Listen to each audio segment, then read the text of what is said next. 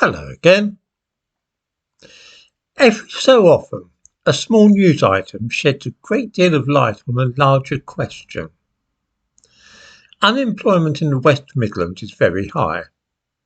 Indeed, an awful lot of people in this country are not working for one reason or another. A quarter of the workforce, 10 million people, are currently idle through sickness, early retirement, or an apparent inability to find a job.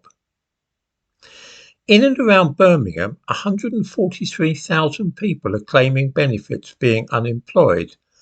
That is to say, there are people who are actively seeking work and unable to get a job.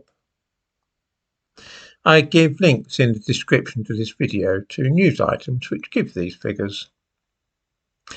That is the background, as you might say. Now the little piece of news which revealed something very odd. The director of a metal reprocessing facility in Birmingham had been jailed for breaches of various laws relating to health and safety. There was an accident at the place that they ran in which 5 men were killed. These 5 men may be seen in the thumbnail to this video. Their names are Mahamadou Jagana, Bangali Dukure, Almamo Jame, Osman Diaby and Sabo Silla. 4 were from Gambia and 1 from Senegal. They had previously been working in Spain and then signed on with an agency which found them work in this country. Does anybody find anything at all strange about this? Out of all the people who are and have been out of work in Birmingham over the last 7 or 8 years, were there really not 5 able-bodied men who could work as labourers, as these Africans were doing? This is not a highly specialised job like being a doctor or an engineer. If you can wield a pickaxe or spade, then you can do the job. I've worked on building sites myself when younger. As long as you have 2 arms and a couple of legs, anybody can be a labourer.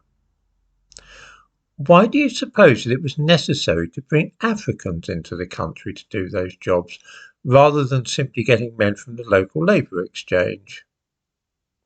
Much the same question needs to be asked when we are assured that it is necessary to fly Romanians to this country to pick fruit. Again, this is not a highly skilled job, and I am unable to persuade myself that there are no unemployed people in East Anglia who couldn't undertake work of this kind. I pick fruit as a job as well. It really isn't complicated. There is something very peculiar about the fact that there are 10 million people in this country who are not working, and that we should then find it necessary to send to Africa or Eastern Europe for people simply to dig ditches or pick fruit. It never used to be like that, and I cannot help but wonder when and why it suddenly became impossible for British people to work as labourers or to bring in the harvest. I'm no economist, but with so many people out of work, it does seem as though there might be more going on than at first meets the eye.